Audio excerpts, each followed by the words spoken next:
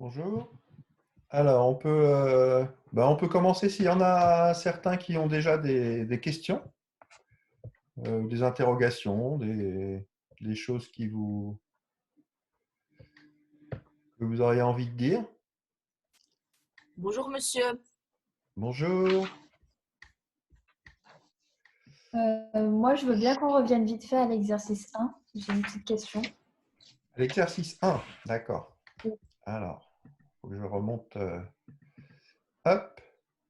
Oui, Dans quelle encore partie du coup? 1.1. D'accord. Ouais. Pour considérer SA' à l'infini, on a mis Ouais. donc limite qui est égale bien à 0. Mais pour mettre SA égale à, égale à SF, il faut que A' soit à l'infini. Comment on sait que A' est à l'infini? Parce que c'est par définition, en fait, du foyer. Le foyer objet, en fait, c'est quand on a un point, c'est le point conjugué d'un objet qui se trouverait à l'infini. Pardon. C'est le point conjugué d'une image qui se trouverait à l'infini. Ah ouais.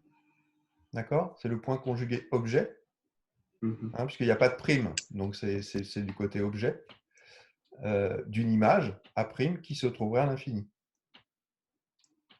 C'est la définition du foyer, en fait. Ok. Mais l'objet, Ah, lui, il n'est pas à l'infini. bah, non, c'est l'objet, il se forme en F, du coup. Enfin, il est en F. Si vous avez, je vais le dire autrement, si vous avez un objet qui est en F, d'accord? Si vous regardez son image, elle va se former à l'infini. Est-ce que c'est plus clair comme ça? Mais en fait, dans les deux cas, on considère que et l'objet et l'image se trouvent à l'infini. Non.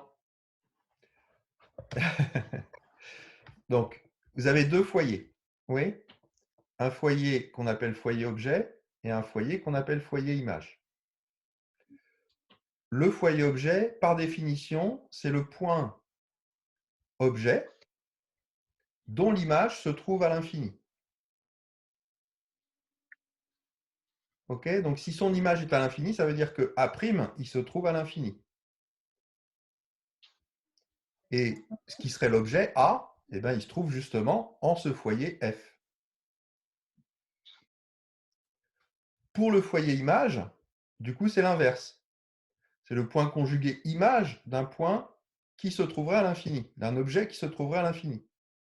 Donc, du coup, cette fois-ci, c'est A qui se trouve à l'infini et l'image se forme en F', c'est-à-dire que A' est égal à F', quoi.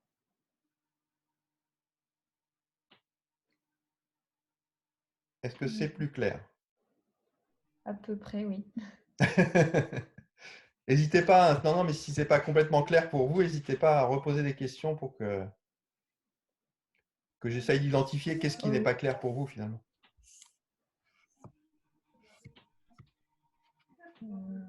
Ouais, bah, il faut que je revoie ça Ouais. pour être sûr d'avoir compris. Bon. C'est important parce que c'est effectivement toute la base, cette définition des foyers objets et images.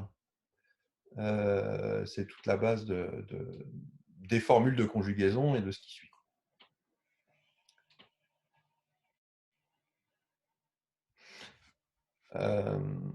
Comment je pourrais vous dire ça? Sinon, on peut voir sur un graphique, si en fait. Alors, bon, ça, c'est pas forcément le plus simple comme graphique parce que c'est un dioptre qui est divergent. Mais néanmoins, vous voyez ma flèche là sur l'écran? Oui. Oui. Je vais peut-être même mettre une annotation. Voilà. Donc, imaginons que j'ai un objet qui se trouve en F ici. OK? Donc, je vais avoir, issu de cet objet, un faisceau. Donc, le faisceau ici, c'est ce trait-là, qui passe jusque ici. Donc, si je le poursuis en pointillé par F, ça veut dire que mon objet est en F. Son image, où est-ce qu'elle se trouve? Eh bien, à l'infini. C'est-à-dire que c'est son image, si je prends ce faisceau-là, l'image, elle va aller se former à l'aide de ce faisceau qui est parallèle vers l'infini.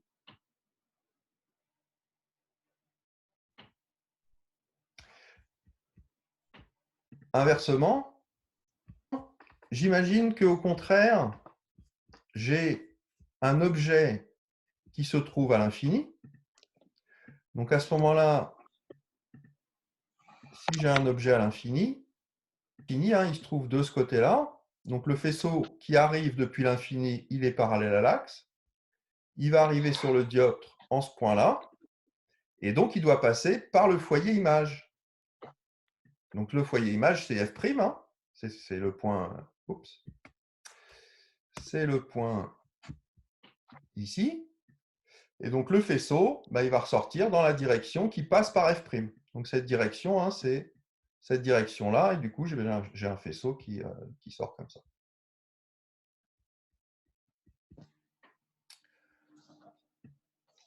Bon. On va revoir ça sur d'autres exemples. Oui, parce qu'en fait, moi, je pense que j'inversais tout. Enfin, je considérais que F était de l'autre côté et F' de ce... Enfin, j'inversais F et F'. Et ouais. Ah. Enfin, voilà. Pour moi, l'objet, il était à gauche et non à droite. Alors, l'objet peut être à gauche ou à droite. Hein, ça, on peut avoir un objet réel s'il est à gauche ou virtuel s'il est à droite. Et vous voyez que les foyers objet et image, dans ce cas-là, le foyer objet, il est à droite parce que justement, on a un dioptre divergent. Quand c'est divergent, le foyer est à droite, le foyer objet est à droite, le foyer image à gauche. Si on a un dioptre convergent, c'est l'inverse. On va avoir un foyer objet qui sera ici, à gauche, et un foyer image qui sera à droite. Hein, donc, il faut faire attention à la bascule de l'un à l'autre.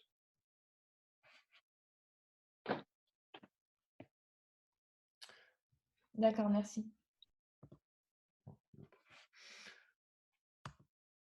Alors, si on reprend donc sur notre...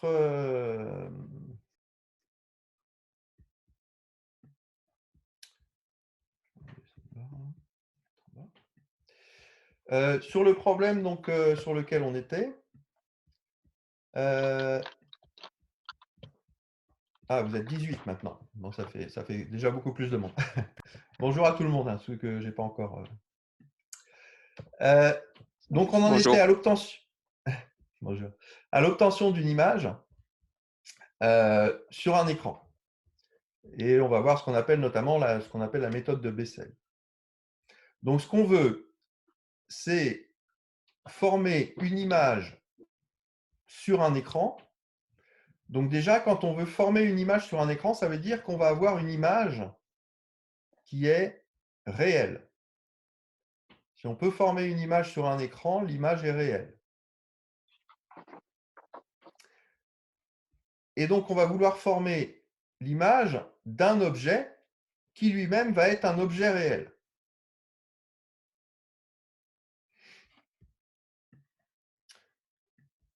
Et donc, on va interposer en fait entre cet objet réel AB ici et l'écran où va se former une image réelle, eh bien, une lentille, de manière à pouvoir justement faire cette image. Hein. Alors, bon, je vous avais fait des rappels sur les lentilles. Je ne vais peut-être pas revenir là-dessus. Il faut que vous sachiez donc, que les lentilles, en fait, c'est une association de deux dioptres. Hein, si je vais à la page suivante, en fait, on a sur le dessin du bas ici, on a nos deux dioptres, ici et là. Donc, le faisceau, il arrive par la gauche. Il va rencontrer le premier dioptre, donc, qui est une interface entre l'air et le verre. Et puis ensuite, donc, il va faire un trajet dans le verre. Et puis, il va rencontrer le deuxième dioptre, qui est une interface entre le verre et l'air. Donc, en fait, on a une association de deux dioptres.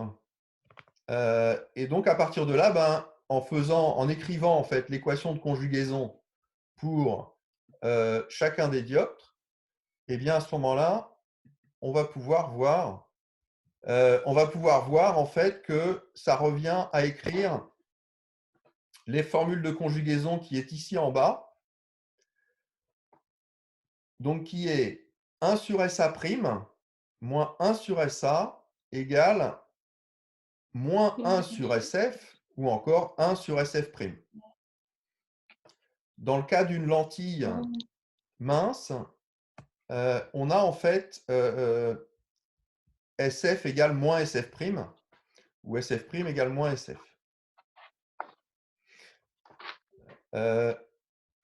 On peut remarquer que en termes de rayon de courbure, eh bien, vous voyez que SF, c'est en fait le rayon de courbure divisé par 2 fois n-1, où n, c'est l'indice du verre. Donc, ça veut dire que si on a une lentille qui est biconvexe, donc ça veut dire avec une face bombée, eh bien, on va avoir un SF' qui va être positif. Et donc, on a un foyer. Donc, F', je vous rappelle, hein, c'est le foyer image. On a un foyer image qui est à droite. Et donc, ça va être une lentille convergente. Et puis, si on a l'inverse, donc là, je ne l'ai pas dessiné, mais ça reviendrait à avoir en fait ici une première face. Je peux vous le dessiner à la main peut-être. Si je prends un stylo. Donc, ça reviendrait à avoir une première face qui est comme ça, une deuxième face qui est comme ça, et là, vous allez avoir en fait une lentille qui va être biconcave, donc l'axe optique se trouve comme ça, avec les foyers F qui serait ici à droite et le foyer F' qui serait ici à gauche.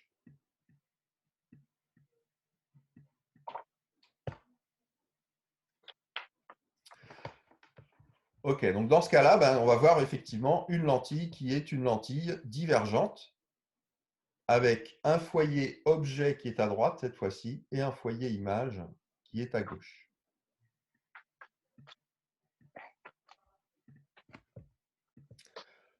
Ok, donc si on revient à notre problème, donc maintenant la première question qui était posée, c'était entre quelles limites on doit avoir P. Donc je vous rappelle, P, c'est la distance SA, c'est la distance entre la lentille et l'objet.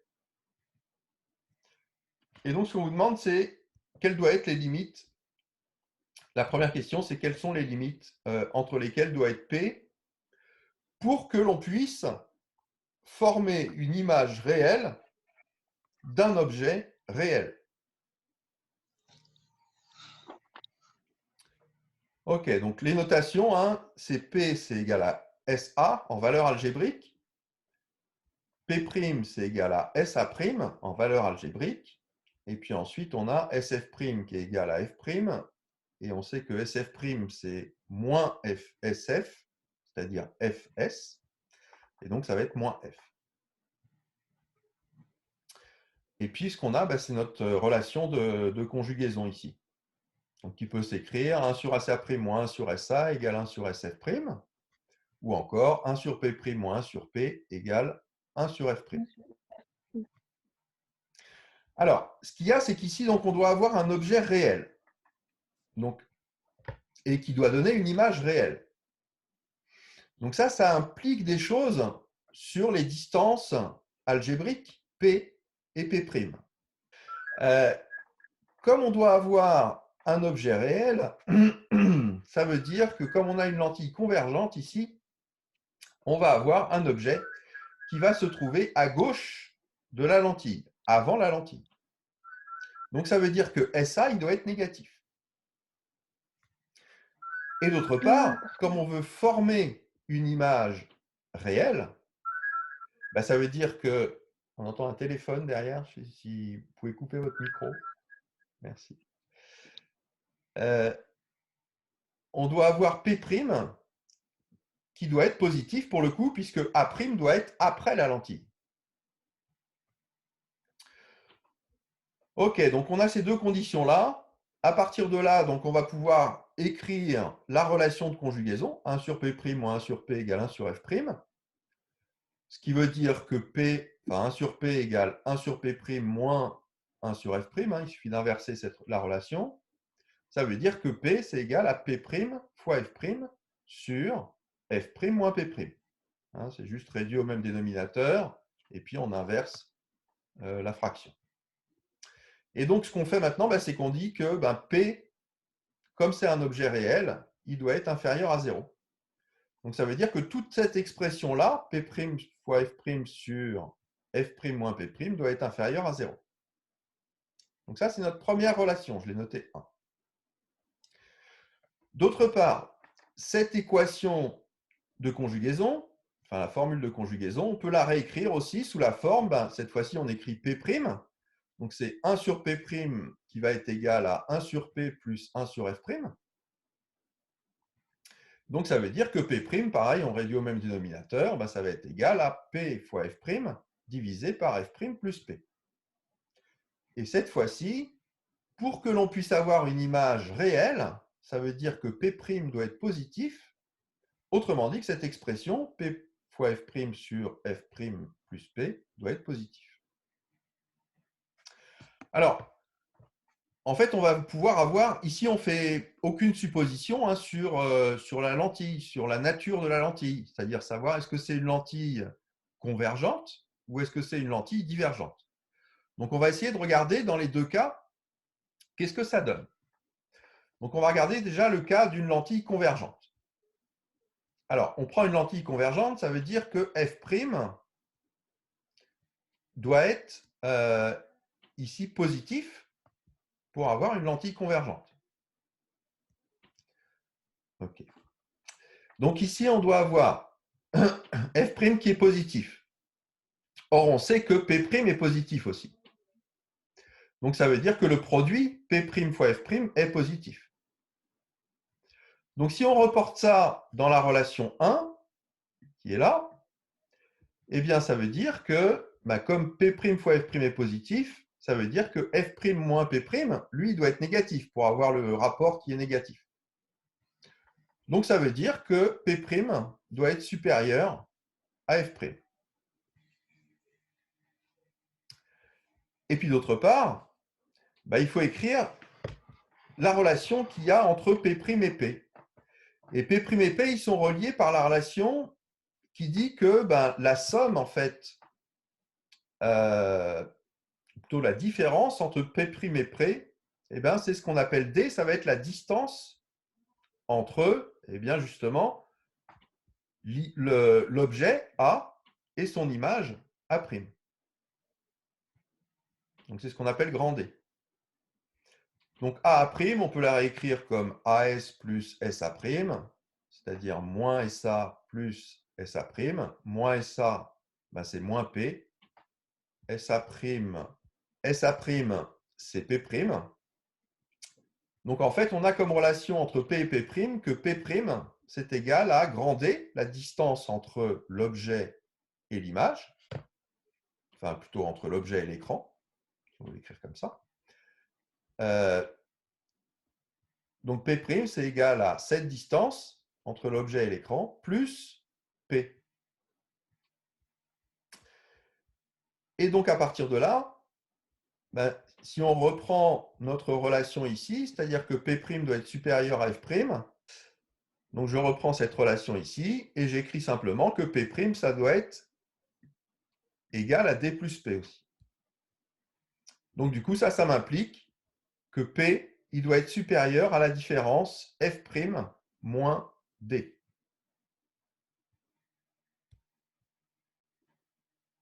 OK? Donc ça, c'est la première chose qu'on a comme condition sur P. Ici, on doit avoir que P il doit être supérieur à la différence F' moins D. Et puis ensuite, je vais utiliser la deuxième condition. Donc cette deuxième condition, elle est ici. C'est-à-dire qu'on doit avoir ce rapport ici, Pf' sur F' plus P, qui doit être positif. Alors, on sait que Pf' est négatif. PF' il est forcément négatif puisque P est négatif et que ici on est dans le cas où F' est positif.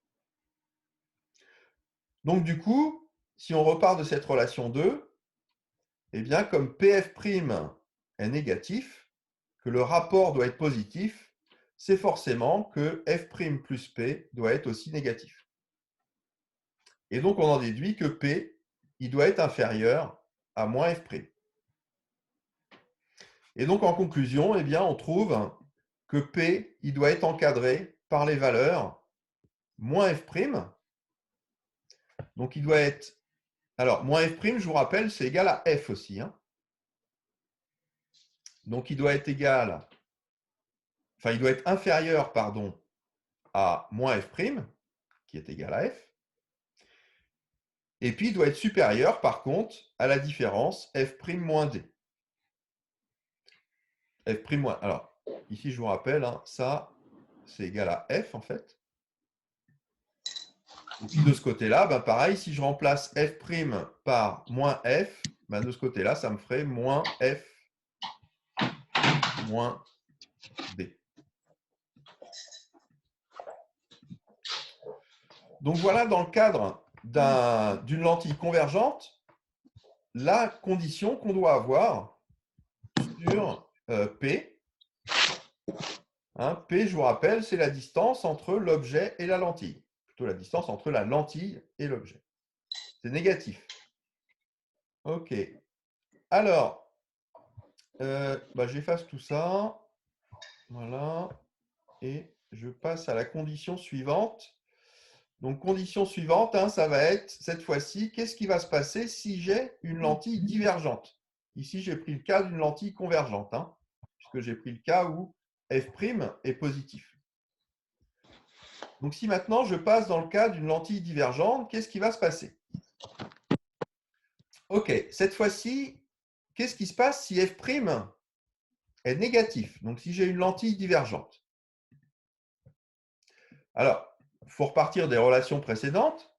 Mais donc, du coup, si F' est négatif, comme P' est positif, ça veut dire que P' fois F', lui, est négatif. OK.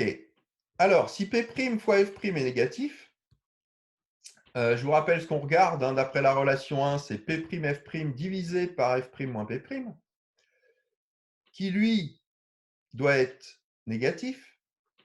Donc, ça veut dire que F' moins P' doit être positif. Autrement dit, ici, ce que je vais avoir, c'est que F', enfin, ou P' doit être inférieur à F'.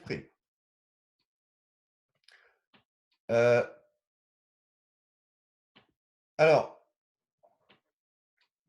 P' étant négatif, pardon, F' étant négatif, là, on va avoir quelque chose qui ne va pas être cohérent parce que vous voyez que P', s'il doit être inférieur à F', il va être négatif aussi.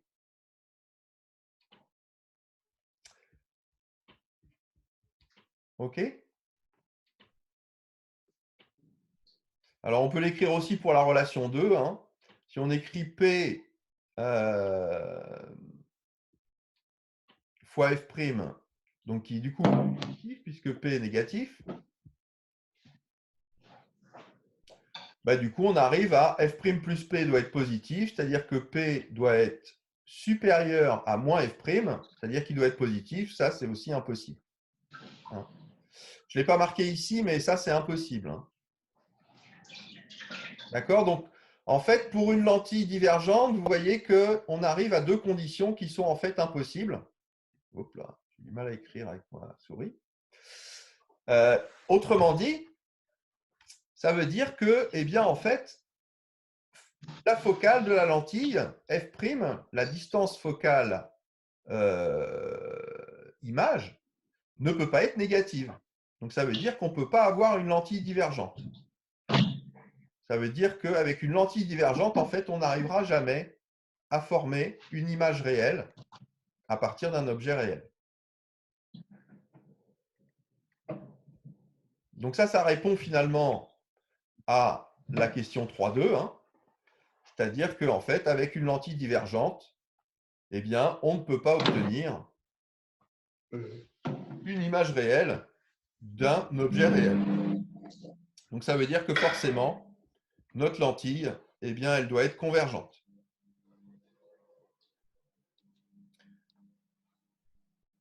Ok, est-ce que ça va pour vous, ça? Vous me faites un petit retour? Moi, ça va, merci. Moi, ça va, ouais. Ouais, ça va. Nous aussi. Ok. Je continue? Du coup. Oui. Ok.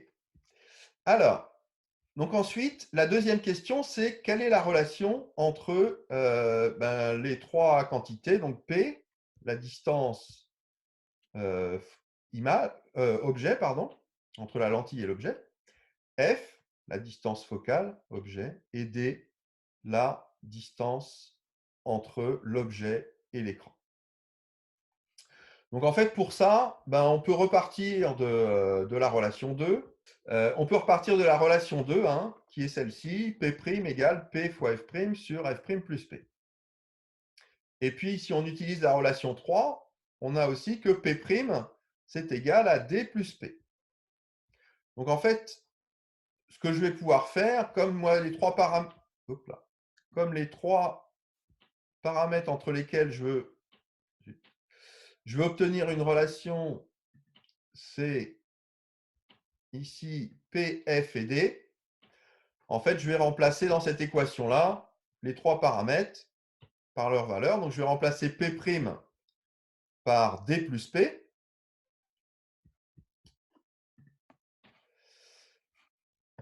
Et puis ici, je vais remplacer F' par moins F. Donc, du coup, j'obtiens cette relation, c'est-à-dire que D plus P doit être égal à moins P fois F divisé par moins F plus P. Donc là, qu'est-ce que j'ai à faire? J'ai juste à réduire ici au même dénominateur et j'obtiens donc que D plus P fois moins F plus P, ou P moins F, doit être égal à moins P fois F. C'est ce que j'ai ici. Ensuite, j'ai juste à développer. Donc, je développe ici le produit de ces deux parenthèses. Donc, vous voyez que ici, ça me fait dP moins dF plus P au carré moins P fois F.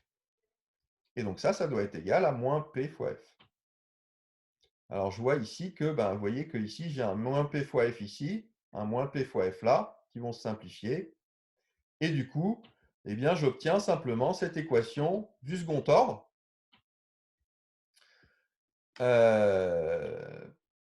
qui donne une relation, donc finalement, entre ces trois quantités, P, donc qui est la distance entre la lentille et l'objet, D, qui est la distance entre l'objet et l'écran, et F, qui est la distance focale objet. Ça va pour ça?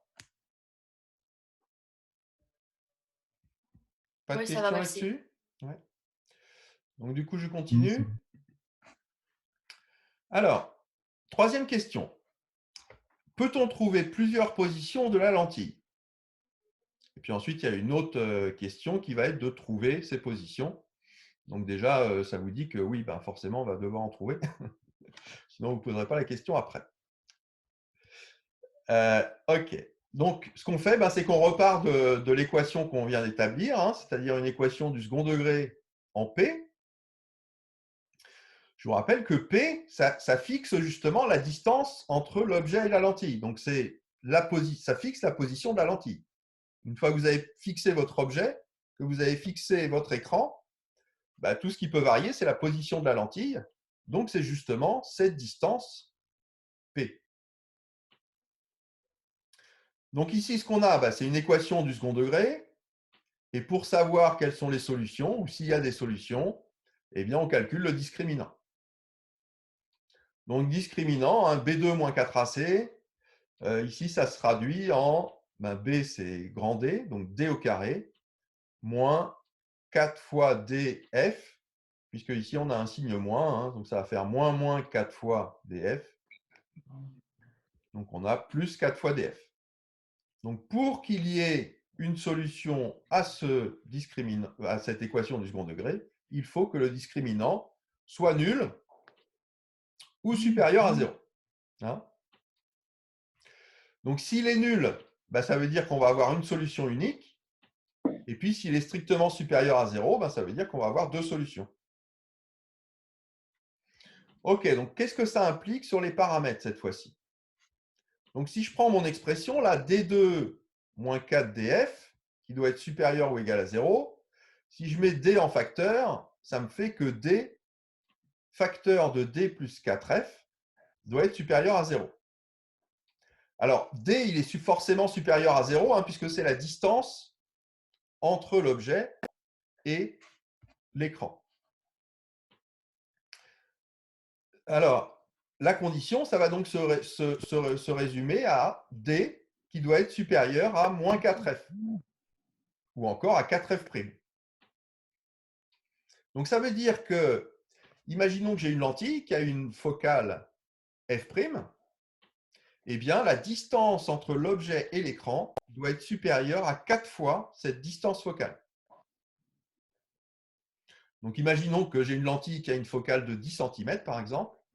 Eh bien, pour trouver deux positions de la lentille entre l'objet et l'écran, il faut forcément que la distance entre l'objet et l'écran soit au moins de 4 fois 10 cm, c'est-à-dire au moins 40 cm.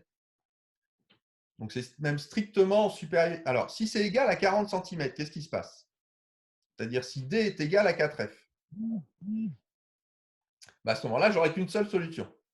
Si par contre D est strictement plus grand que 4F, eh bien à ce moment-là, je vais avoir deux positions. Donc, c'est le premier cas que je traite ici. Si la distance D entre mon objet et l'écran est supérieure à 4 fois la distance focale de la lentille, à ce moment-là, on a deux solutions pour la lentille, deux positions en fait pour la lentille. La première, donc, c'est pour la première solution de cette équation du second degré. Donc, ça va nous donner moins D plus racine du divisé par 2.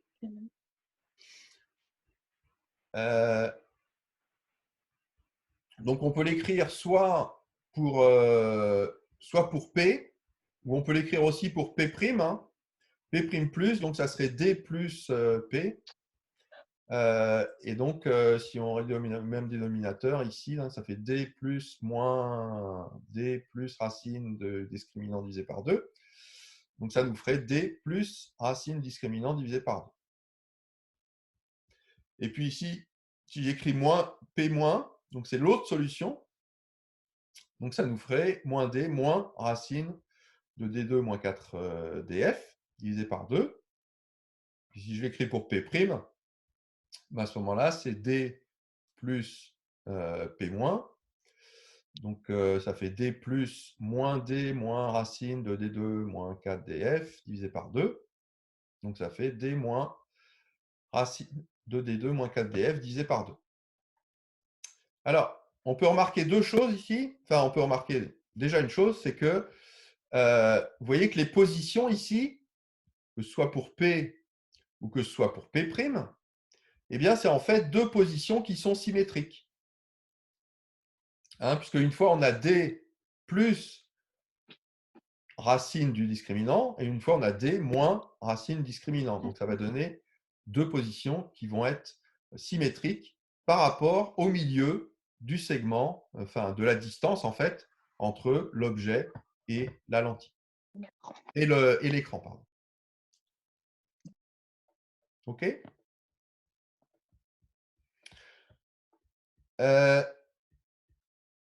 Alors, ensuite, on peut regarder aussi le cas, c'est un cas assez intéressant, donc, où la distance est exactement égale à 4 fois la distance focale.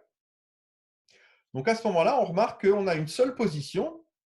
Il suffit de mettre le discriminant ici, finalement, va être nul. Donc, ça veut dire que la quantité ici, racine de D2 moins 4kf est égale à 0. Et vous voyez que P plus va être égal à moins D sur 2. Et P moins va être égal aussi à moins D sur 2. Et puis, d'autre part, P', lui, il va être égal à D sur 2. Et donc, en fait, ça veut dire qu'on a une seule position qui est en fait exactement au milieu entre l'objet et l'écran. On peut voir aussi que dans ce dernier cas, si on regarde le grandissement de l'image par rapport à l'objet, du coup, vous voyez que c'est d sur 2 divisé par moins d sur 2. Donc, ça va être moins 1. Donc, on va avoir une image qui est en fait inversée, mais de même taille que l'objet. Voilà. Ça va pour ça? Ouais. Yep. OK.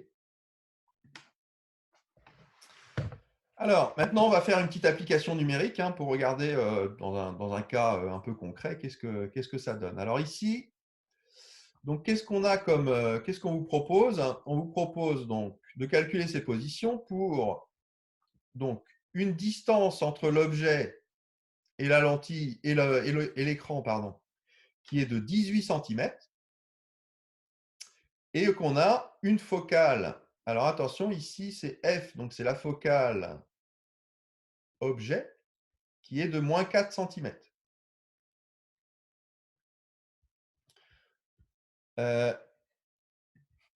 Donc, si on fait l'application numérique, alors déjà, on peut remarquer que ici, on a D égale 18 cm.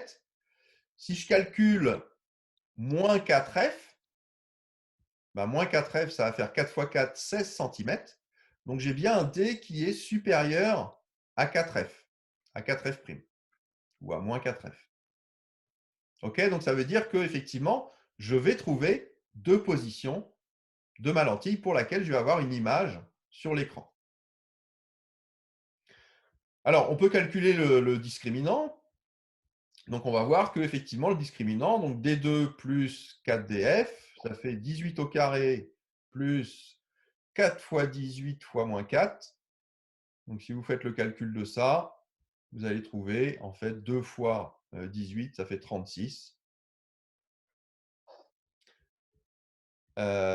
Et donc, la racine de 36, vous allez trouver 6. OK, donc le discriminant, en fait, c'est 6. Donc, c'est bien positif. Et si on calcule les deux racines, donc on a moins d, donc moins 18, plus la racine du discriminant, donc plus 6. Donc moins 18 plus 6, ça va faire moins 12, divisé par 2, ça va faire moins 6 cm. Autrement dit, la première position, elle est avec une distance entre la lentille et l'objet qui est de 6 cm, sachant qu'ici, on a un moins 6 parce que c'est la distance SA. Donc, l'origine est prise sur la lentille en S, donc ça doit bien être négatif. Alors, on peut calculer que de l'autre côté, on va avoir donc un écran qui se trouve à la distance P' de la lentille, c'est-à-dire à D plus P, c'est-à-dire à 12 cm.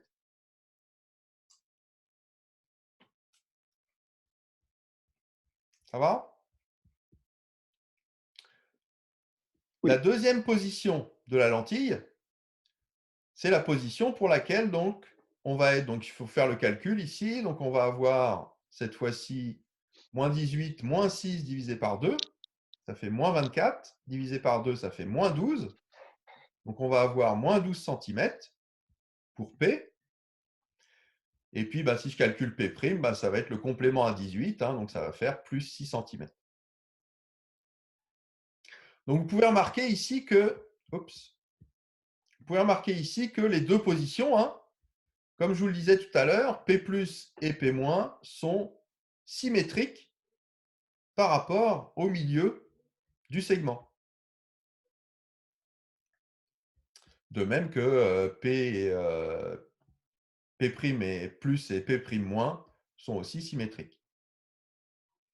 Et d'ailleurs, vous pouvez remarquer aussi qu'ici, on a aussi une symétrie qui se fait entre P et P+, et P'-. Alors ensuite, on peut regarder le grandissement pour ces deux positions. Quel va être le grandissement de l'image? Donc pour P+, on a P'+, c'est 12, divisé par P+, c'est moins 6. Donc ça va faire 12 sur moins 6, ça fait moins 2. Autrement dit, pour cette position de la lentille, là pour la position plus, eh bien, on a une image qui est inversée et qui est agrandie d'un facteur 2 par rapport à l'objet. Et puis, si on fait la position moins, alors là, ici, ça ne devrait pas être plus, hein, c'est G-, si je veux garder la même notation. Donc, ça, c'est P' sur P-. Donc, je reprends les valeurs ici. 6 divisé par moins 12. À ce moment-là, je vais trouver moins 0,5. Donc, cette fois-ci, pour cette position-là, eh bien, j'ai une image qui est inversée et réduite d'un facteur 2, cette fois-ci, par rapport à l'objet.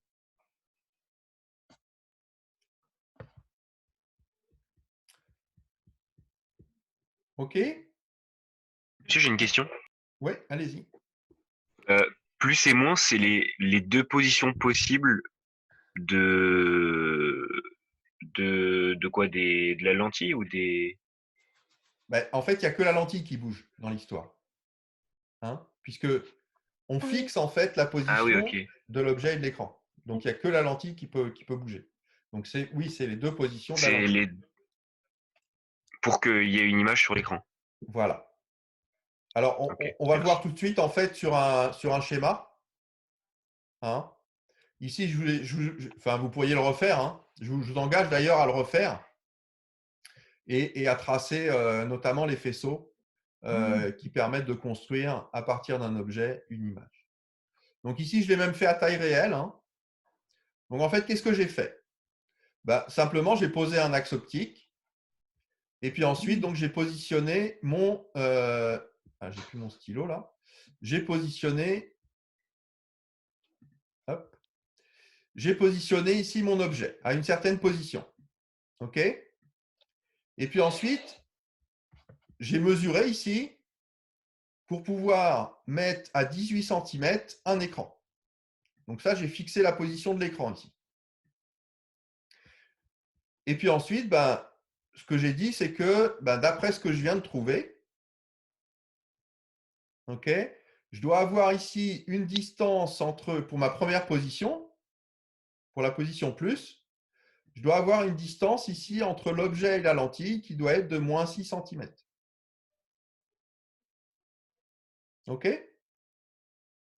Donc, ça veut dire que ici, la position entre la lentille et l'écran, c'est plus 12 cm.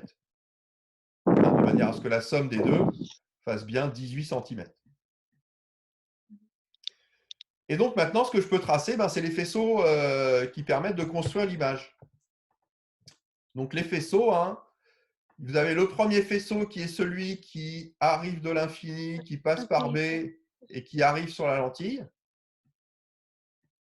Ce faisceau-là, quand il ressort, il doit passer par le foyer objet. Image. OK? Foyer image. Pardon. Image. D'accord? Quand le faisceau arrive de l'infini, passe par B, il doit passer par le foyer image. Donc, ça me donne cette direction-là. Je peux tracer la droite ici jusqu'à l'écran. Et donc, ça me donne ce premier point. Ouais, c'est des droites qui sont un peu avec des vagues, mais un jour, peut-être, j'aurai une tablette avec de quoi faire des traits droits. Pour l'instant, ce n'est pas le cas. OK, le deuxième faisceau que je peux tracer, c'est celui qui passe par B et qui passe par le centre de la lentille ici. Celui-là, je sais qu'il ne doit pas être dévié. Donc, ça va me donner ce trait vert là qui va croiser ici le premier faisceau que j'ai tracé en un point B'. Et donc là, ça y est, vous voyez que en ce point-là, je sais que je vais avoir l'image B' de B. Et on peut voir que donc, les deux faisceaux se croisent bien sur l'écran pour cette position de la lentille et que l'image ici, elle est bien agrandie. On pourrait vérifier que c'est bien un facteur 2. Elle est bien agrandie d'un facteur 2 par rapport à l'objet. Et puis ensuite, je peux faire la même chose. Donc, j'ai toujours mon écran qui est toujours à la même place. Ici, il n'a pas bougé. Mais par contre, je vais bouger ma lentille. Je vais l'amener donc de cette position-là à l'autre position ici, où cette fois-ci,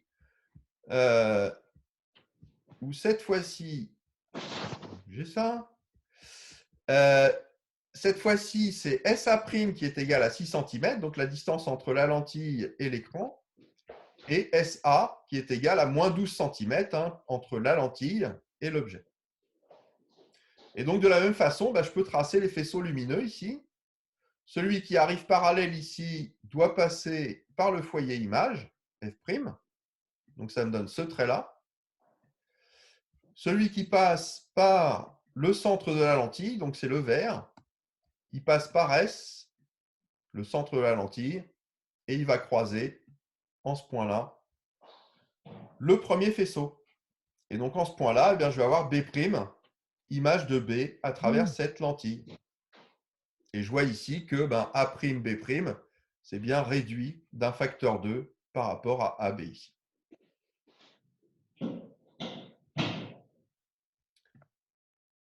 OK?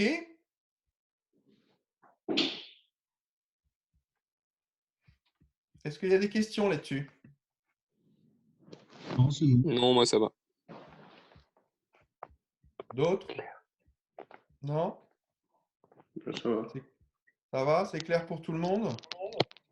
Ouais. Oui, merci. OK, ça c'est une technique de mesure de focale justement qui peut être utilisée. Notamment, on a dans un des travaux pratiques qu'on aurait dû faire, que peut-être on vous donnera un problème à Oui. faire. On est en train d'en discuter là pour remplacer ce travaux pratique. Où on peut utiliser justement cette méthode qui est ce qu'on appelle la méthode de Bessel. Alors, je vous fais un petit complément du coup dessus. Donc, ce qu'on appelle la méthode de Bessel, qui est utilisée en TP, ça repart de ces équations-là, donc de la relation qu'on a entre P, F et D, de l'équation du second degré ici, qui va admettre deux solutions si effectivement on a une distance grand D qui est supérieure à 4 fois la distance focale, pour une focale qui est inconnue. Donc, comme je vous l'ai fait remarquer tout à l'heure, donc on va voir ces deux solutions.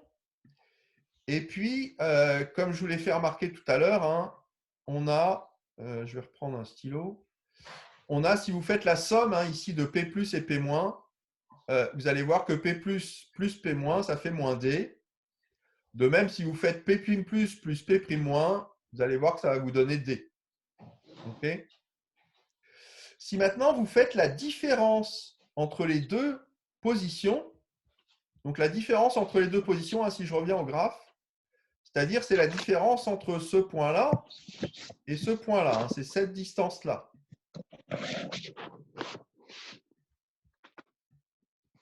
Ok, cette distance-là, on va l'appeler petit d.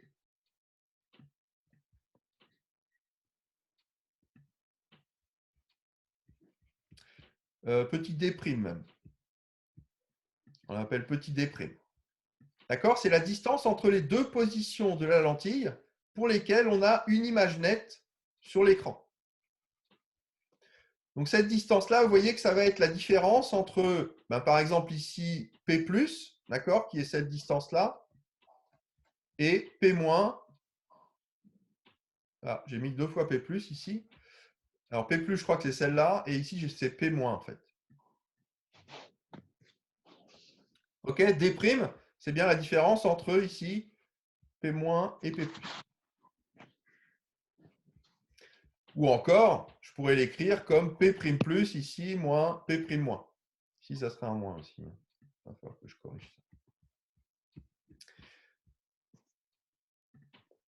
Ok, donc du coup, si j'écris ça, D', c'est P+, moins P-. Et bien à ce moment-là, je fais la différence entre les deux et je vais trouver que c'est juste égal à racine carrée de D facteur de D plus 4F, c'est-à-dire la racine carrée en fait du discriminant. Que j'élève au carré, du coup, simplement, je vois que cette distance-là au carré, D' au carré, ce n'est rien d'autre que le discriminant. Et en fait, vous voyez qu'à partir de cette équation-là, je vais pouvoir trouver la relation entre F et ces distances D' et grand D. Autrement dit, dans la méthode de Bessel, qu'est-ce qu'on fait? On dispose d'un objet qu'on va éclairer et d'un écran qu'on va placer à une certaine distance de cet objet, à une distance grand D. On ne connaît pas la focale de la lentille.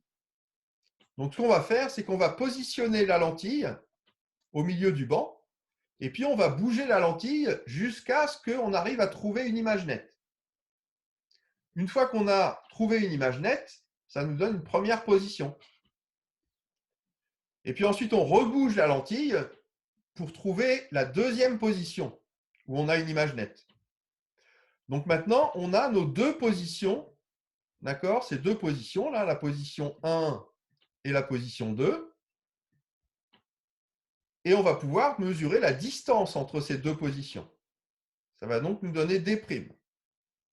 Comme on connaît grand D, on connaît D', eh bien on va pouvoir en déduire quelle est la focale de notre lentille, simplement par cette relation D' carré moins D grand D carré sur 4D est égal à la focale. OK? Ça va pour ça? Ok. OK. Bon. Eh bien, on va pouvoir passer à la suite. OK, quatrième exercice donc. Donc, il s'agit cette fois-ci de la projection d'une diapositive. Alors, je ne sais pas si vous utilisez ou si vous avez déjà vu ça, mais avant, quand on faisait de la photo en argentique, c'est-à-dire avec des pellicules, en fait, on développait les photos sous le format de pellicule et puis après, on pouvait découper ces photos et faire ce qu'on appelle des diapositives. C'est-à-dire que la photo en elle-même, en fait, va servir d'objet et puis on va essayer de la projeter sur un écran.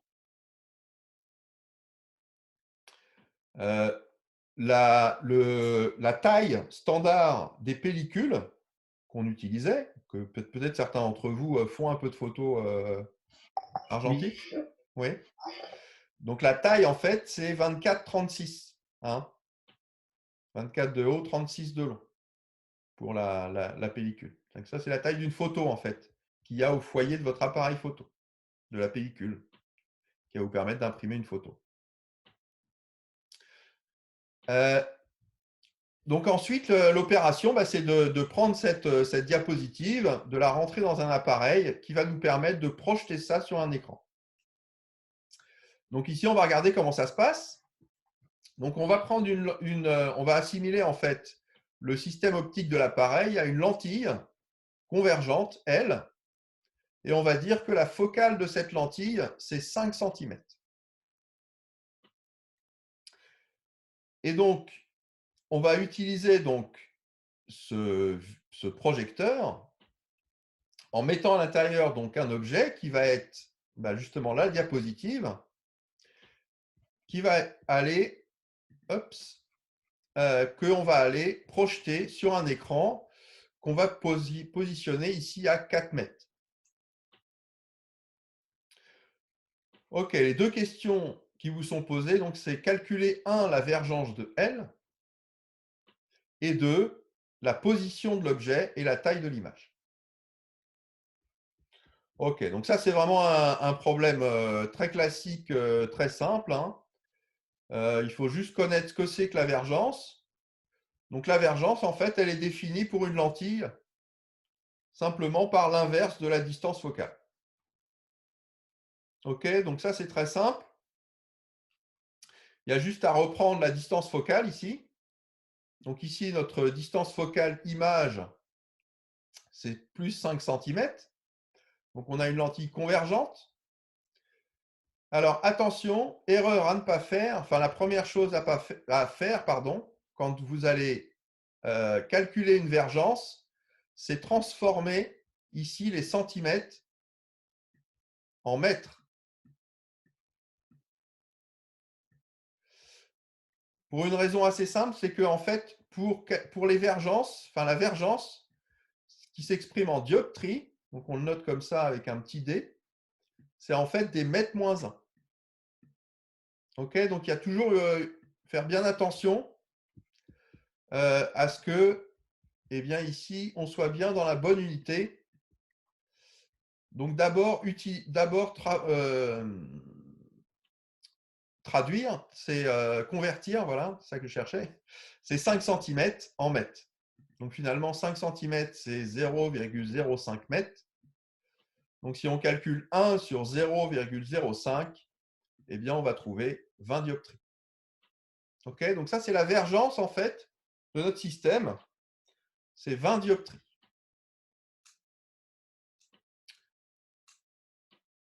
Ok, et ensuite, une fois qu'on a ça, on va utiliser l'équation de conjugaison classique, 1 sur SA' moins 1 sur SA égale 1 sur SF'. Ou encore écrit sous la forme 1 sur P' moins 1 sur P égale 1 sur F'. Je vous rappelle, 1 sur F', c'est la vergence. Alors ici, qu'est-ce qu'on sait? On sait que l'écran, il va se situer à 4 mètres de L, 4 mètres du vidéoprojecteur. Ok, donc ça veut dire que SA', il est égal à 4 mètres. Donc ensuite, c'est très simple, hein, il va falloir juste utiliser la relation de conjugaison ici en remplaçant par les bons termes. Donc on peut calculer la position de l'objet. Hein, on a 1 sur P qui est égal à 1 sur P' moins V, ou moins 1 sur F' si vous préférez. Donc ça veut dire 1 sur P', c'est 1 sur 4 mètres, donc 1 sur 4, moins V, moins 20, puisqu'on vient de calculer que la vergence, c'est 20 dioptries. Donc ça vous fait 1 quart, c'est 0,25. Donc ça fait moins 20 plus 0,25, ça fait moins 19,75. Attention, ça c'est des mètres moins 1. Donc si vous calculez maintenant P, vous calculez l'inverse de ça, et vous allez trouver quelque chose qui est de moins 0,00506. Alors vous voyez que c'est presque 0,05. Hein, mais ce n'est pas égal à 0,05 parce que qu'est-ce qui se passerait si c'était égal à 0,05? Ça, c'est une question pour vous. On verrait rien. Alors, pourquoi est-ce qu'on verrait rien? Ah, c'est trop petit. Alors, qu'est-ce qui se passe si P est égal à 0,05? Donc, ça veut dire que P est égal à 5 cm. Ça veut dire qu'il est confondu avec F'. Avec, alors, pas F', avec F, avec le foyer objet. Ah, pourquoi c'est Bah, pas F'? Je retrace ici. Vous avez votre lentille. OK? C'est une lentille convergente. Donc, ça veut dire que F, le foyer objet, est à gauche et le foyer image est à droite. Ah oui, ok, ouais, d'accord. Hein, donc, qu'est-ce que je vous dis ici? Donc, ici, on a 5 cm. Hein. La distance ici focale, donc ici, c'est moins 5 cm de ce côté-là. D'accord? C'est F. Donc, si P est égal à 5 cm, ça veut dire que P, il se trouve ici. Enfin, que l'objet AB, il se trouve ici, sur le foyer. Alors, du coup, si l'objet, il se trouve sur le foyer, où se trouve son image? À l'infini. À l'infini. Et du coup, quel est le grandissement de l'image?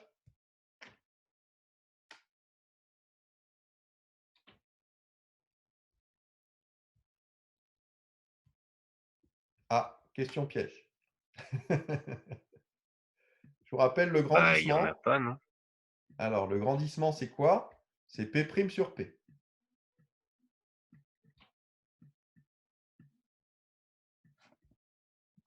c'est 0 du coup. Ah non, c'est parce que P' il est infini. Ouais, donc c'est l'infini. Bah, du coup, c'est infini en fait. Voilà. Donc effectivement, si j'ai un objet qui se trouve sur le foyer, hein, son image est à l'infini et son grandissement est infini aussi. OK? Alors ici, on n'a pas un objet qui se trouve à l'infini.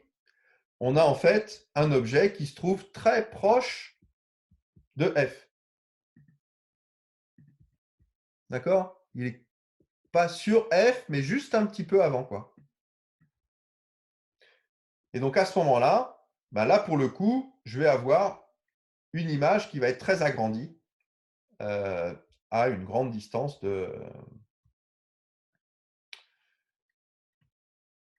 la lentille. Alors on peut calculer le grandissement d'ailleurs. Donc cette fois-ci, donc le grandissement c'est P'. Donc P', nous on sait que c'est 4 mètres. Hein, donc si je le mets en centimètres, ça fait 400 centimètres. Sur P, ben P, je viens de le calculer. En centimètres, ça fait moins 5,06. Et donc, si je calcule le grandissement, ça me fait un grandissement de moins 79. Quasiment moins 80, quoi.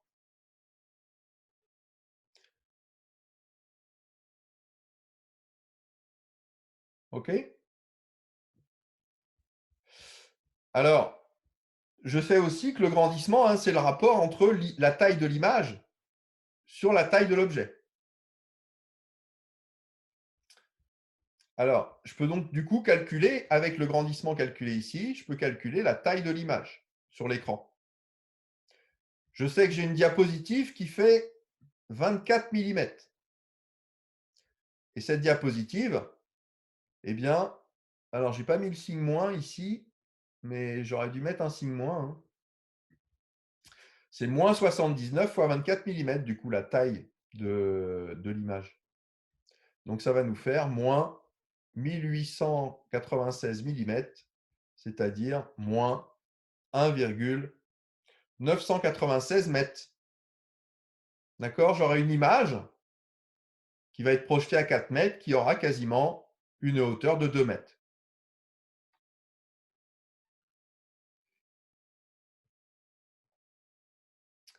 Alors attention, cette image, elle est inversée. Donc ça, c'est un des trucs pour ceux qui ont déjà vu ça, quand vous projetez des diapositives, en fait, dans le vidéo projecteur, alors dans le projecteur de diapositive, eh bien on inverse en fait la diapositive. On la met la tête la tête en bas pour pouvoir la voir en image à l'écran dans le bon sens.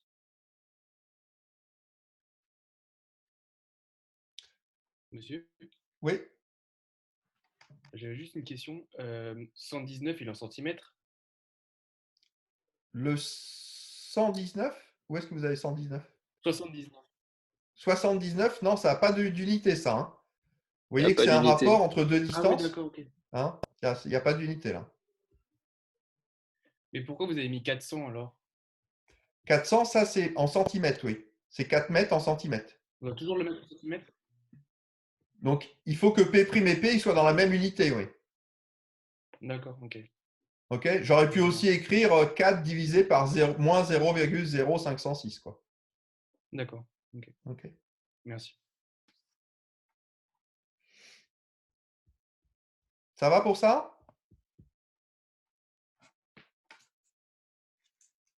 Ouais. Ok. Du coup, on continue?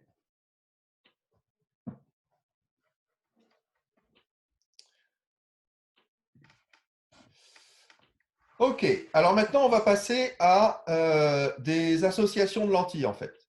Hein, dans ce TD, et puis celui de la semaine prochaine, puis le dernier qu'on aura après la pause. Maintenant on va voir un peu qu'est-ce qui se passe quand on va associer des lentilles entre elles. Alors, on va surtout voir qu'est-ce qui se passe quand on a deux lentilles qui s'associent. On ne verra pas de système de lentilles plus compliqué que celui avec 2 lentilles. Ok, donc la première chose qu'on va regarder, c'est ce qu'on appelle un élargisseur de faisceau. Alors en fait, c'est même un peu plus général que ça, je vais vous en dire un mot juste après. Donc ici, on a un système centré qui va être constitué avec 2 lentilles minces. 2 lentilles L1 et L2. Et en fait, on va vouloir utiliser donc ce système de 2 lentilles pour augmenter le faisceau lumineux, le diamètre d'un faisceau lumineux incident qui arrive parallèle à l'axe principal. Et en fait, ce qu'on veut, c'est que donc on va avoir un faisceau qui arrive parallèle à l'axe principal, d'accord, ce que j'ai ici, et qui ressort aussi parallèle à l'axe principal, mais qui est agrandi. Ok, typiquement, c'est ce qu'on veut obtenir en fait quand on a par exemple un faisceau laser. Quand vous avez un laser, en fait, ça émet un faisceau qui est souvent très concentré, de très petit diamètre, hein, ça peut être quelques millimètres, ça peut être moins que ça. Et à la sortie, éventuellement, vous voulez éclairer avec ce laser une zone beaucoup plus grande, de quelques centimètres. Donc, vous avez besoin d'élargir en fait la surface de votre faisceau laser. Donc, du coup, pour ça, on peut utiliser un système de lentilles, avec 2 lentilles. Donc, le premier système qu'on va regarder, c'est 2 lentilles L1, L2, qui sont des lentilles convergentes, avec, pour L1, une distance focale qui va être de 10 mm, pour la distance focale image. Et puis, on va essayer de faire le calcul, de voir quelle doit être la distance focale de F2. Ici, il y a une petite erreur, en fait, c'est F2, F'2, pour qu'on élargisse le faisceau d'un facteur 20. Donc, on va voir d'abord ce premier système, et puis ensuite, on va voir un deuxième système, mais cette fois-ci avec une lentille divergente. Ici, c'était des lentilles convergentes. Ici, la première lentille, elle sera divergente, avec une focale du coup que vous voyez qui est négative pour la focale objet. Et puis, on vous demande de la même façon de calculer F'2 pour le rayon émergent, de manière à avoir le même grandissement que précédemment. OK. Alors, la première chose qu'il faut bien réaliser, c'est que ici, donc, vous voyez que le système qu'on a, donc on a un faisceau qui rentre, un faisceau lumineux qui rentre parallèle à l'axe optique. Et ce qu'on veut, c'est que le faisceau qui émerge, donc qui ressort du système optique, il soit lui aussi parallèle à l'axe optique. Donc ça va avoir tout de suite une implication. C'est que pour pouvoir avoir un faisceau qui rentre parallèle et ressort parallèle du système optique, il faut que l'on ait ce qu'on appelle un système afocal. Alors, qu'est-ce que c'est un système afocal ? C'est un système où, en fait, le foyer image de la première lentille va être confondu avec le foyer objet de la deuxième lentille. C'est forcément le cas, en fait. Alors, pourquoi est-ce que c'est forcément le cas ? Imaginez, donc, vous avez un système, peut-être je vais vous le montrer sur le dessin suivant. Vous avez un système où vous avez un faisceau qui arrive ici parallèle à l'axe. D'accord ? Vous avez ce faisceau-là, en haut ou en bas ici, qui arrive parallèle à l'axe. Qu'est-ce qui se passe quand il arrive sur la lentille ? C'est un faisceau qui arrive d'un objet qui se trouve à l'infini. Il va donc focaliser vers le foyer image ici. OK ? De la première lentille. Et puis, vous voulez un faisceau qui ressorte parallèle à l'axe. D'accord ? Il faut que le faisceau ici ressorte parallèle à l'axe. Si vous avez ici un faisceau qui ressort parallèle à l'axe de la lentille, ça veut dire que ce faisceau, il provient du foyer objet. OK, on retombe sur le problème que vous m'aviez posé au tout début. Là, vous aviez une question sur comment ça se passait pour le foyer image, foyer objet. On retombe sur la même chose. Donc, on doit avoir ici le faisceau qui arrive parallèle, qui focalise en un point qui est justement le point focal image. Donc, comme je vous disais, donc forcément, si on a un faisceau qui arrive parallèle à l'entrée du système et qui ressort parallèle à la sortie, eh bien, ça veut dire que en fait, le foyer image de la première lentille, f'1, doit forcément être confondu avec le foyer image, avec le foyer objet, pardon, de la deuxième lentille.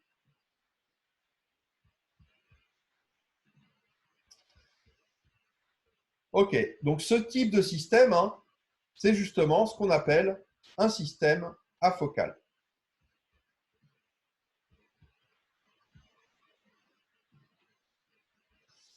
OK, c'est ce que je vous ai écrit ici.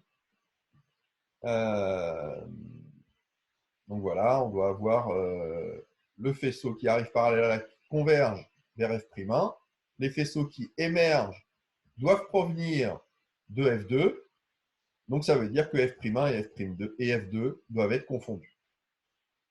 Ce type de système afocal, hein, c'est très utilisé. Donc ici, c'est utilisé pour faire un élargisseur de faisceau. Mais en fait, une des premières utilisations de ce type de système, ça a été utilisé plutôt dans l'autre sens, c'est-à-dire en fait, pour avoir une réduction du champ de vue. Hein, c'est le cas de ce qu'on a dans un télescope, en fait. Enfin, plutôt dans une lunette astronomique, ça serait plus correct que télescope. Donc, dans une lunette astronomique, en fait, ce que vous avez, eh bien, c'est justement un faisceau donc, qui arrive de l'infini, hein, puisque ça cherche à regarder les objets lointains, donc les étoiles, les planètes, etc., qui sont des objets qui peuvent être considérés quasiment comme étant à l'infini. Et puis, on veut transformer ce faisceau-là pour l'amener jusqu'à notre œil et pouvoir eh bien, voir un champ du ciel dans notre œil qui va être agrandi par ce système. Voilà, donc dans ce type de système, hein, la première lentille, c'est ce qu'on va appeler l'objectif. Donc, c'est ce qui permet de faire de l'objet une image. Et puis, la deuxième lentille, c'est ce qu'on va appeler l'oculaire. C'est en fait ce qui permet de renvoyer l'image à l'infini. La première image hein, qui a été formée, la renvoyer à l'infini pour que l'œil puisse la regarder sans fatiguer. Parce que l'œil, quand l'image est à l'infini, il n'accommode plus. En fait. Donc, il va pouvoir se reposer. OK. Donc, voilà notre système avec deux lentilles convergentes. Hein. On a cette configuration-là. Donc ici, j'ai mis un petit peu n'importe quoi hein, comme focale pour mes lentilles. Donc j'ai une première lentille L1 qui a une focale f'1. Donc j'ai un faisceau qui arrive de l'infini qui va converger vers cette focale-là. Et puis ensuite, j'ai une lentille L2 qui a une focale f2. Et eh bien en fait, l'image formée par la première lentille au foyer de la lentille f'1 est reprise par la lentille L2, pardon, en plaçant le foyer f2 sur f'1. À ce moment-là, l'image qui était ici au foyer, elle sert d'objet pour la deuxième lentille qui va la renvoyer à l'infini.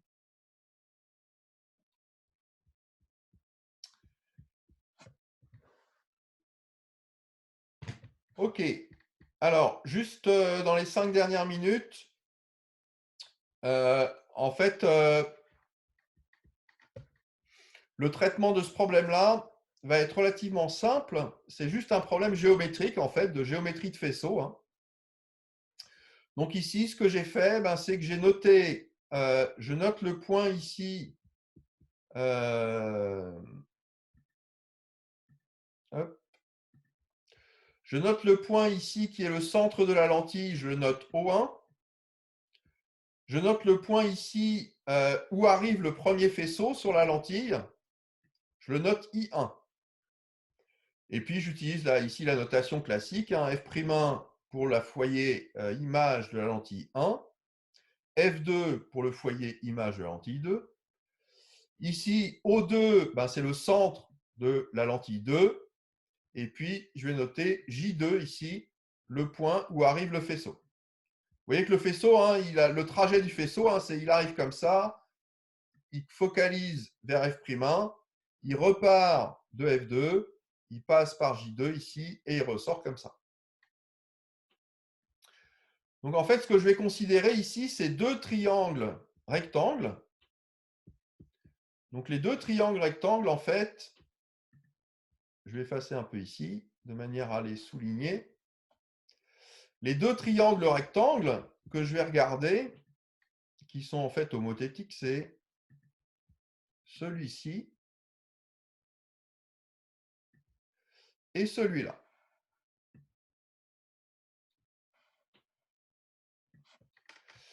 Vous voyez que ces deux triangles rectangles, là, ils sont rectangles en haut, et en fait, ils ont le même angle ici. Ils ont le même angle au sommet ici. D'accord? Si je note ça à l'angle alpha, vous voyez que cet angle alpha-là, c'est le même.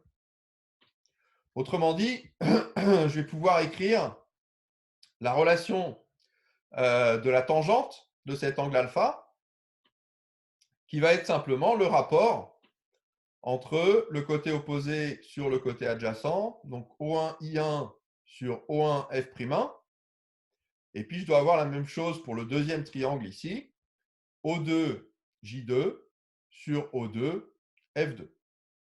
Donc en fait, j'ai cette relation. Pour mon faisceau, je dois avoir O1I1 sur O1F', qui doit être égal à O2J2 sur O2F2. Et donc, à partir de là, je vais pouvoir tirer O2F2, qui est ce que je cherche, c'est-à-dire la distance focale, ici, objet, de ma lentille 2. Ça va être donc O1F', c'est-à-dire la distance focale image de ma première lentille, fois le rapport O2I2,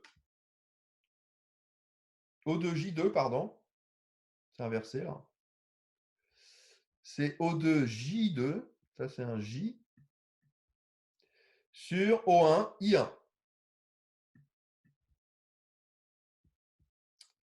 Ici, il y a une erreur aussi. Donc ici, si je remplace par les valeurs, j'ai O1F', qui est F', 10 mm. O1I1, enfin O1I2, O1J2, pardon, sur O1I1. Donc O1J2 sur O1I1, vous voyez que les deux sont inversés. Donc je vais avoir un signe moins. Et en fait, vous voyez que l'agrandissement du faisceau, c'est d'un facteur 20. Donc ça veut dire que le rapport O2J2 sur O1I1, eh bien, c'est égal à 20. O2J2 ici doit être 20 fois plus grand que le faisceau à l'entrée. Et donc à partir de là, je peux trouver ma focale O2F2 qui va valoir 10 fois moins 20, c'est-à-dire 200 mm ou moins 20 cm. Autrement dit, une focale image qui fait 20 cm.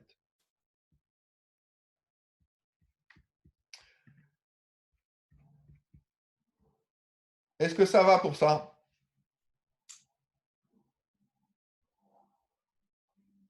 Est-ce que quelqu'un peut me répondre? Oui, ça va, monsieur, merci. Oui. Ok, donc je pense qu'on va arrêter là-dessus pour aujourd'hui. Ok, Ok. ça va pour tout le monde? Ouais, je les répondais. Hein? Ah oui, oui, super. Oui. C'est bon? Donc je vous ai mis à disposition, je ne sais pas, vous l'avez peut-être déjà vu, je vous ai mis à disposition le document Oui, oui, corrigé. Voilà, je vais corriger les deux, trois petites erreurs que j'ai vues là. Et puis je remettrai la nouvelle version en ligne. Et puis voilà, après on se retrouve donc la semaine prochaine pour notre dernier cours avant la pause pédagogique. Et puis on verra ensuite au retour de la pause pédagogique comment ça se passe. J'ai bien peur que l'université ne sera toujours pas réouverte. Pour l'instant, on ne sait pas vraiment, puisque pour l'instant, il n'y a pas encore de. Enfin, on est confiné jusqu'au 15 avril, donc voilà. Une chance que les cours reprennent en présentiel, vous pensez? Alors, je pense que, actuellement, Santé. on est en train d'envisager que les cours ne puissent pas reprendre en présentiel. Et donc, ensuite, vous enchaîniez directement sur vos examens, en fait. Puisque après, ça va être les examens tout de suite derrière, quoi, début mai. Donc, Et ce qu'on espère, c'est que ben, justement, il y ait une réouverture début mai pour que vous puissiez avoir vos examens début mai. Sinon, ils vont être en ligne ou bien vous pensez que vous allez les mettre en juin ou bien c'est pas encore sûr? On ne sait pas ça encore. Ok. Je pense on va éviter au maximum de faire des examens à distance. C'est très compliqué à organiser. Autant pour des contrôles continus, voilà, on peut effectivement faire des QCM, ce genre de choses. On peut vous donner des devoirs maison à faire, où on peut vous évaluer. Mais vraiment faire des examens à distance, c'est tout de suite beaucoup plus compliqué. Ouais, je vois. Donc voilà, certainement que donc après la pause pédagogique, on fera un QCM justement. Je vous prépare un QCM pour faire un contrôle continu, quoi. Et puis on est en train de voir en ce moment aussi pour essayer de vous donner un devoir maison qui en fait remplacerait le TP avec un peu de traitement de données.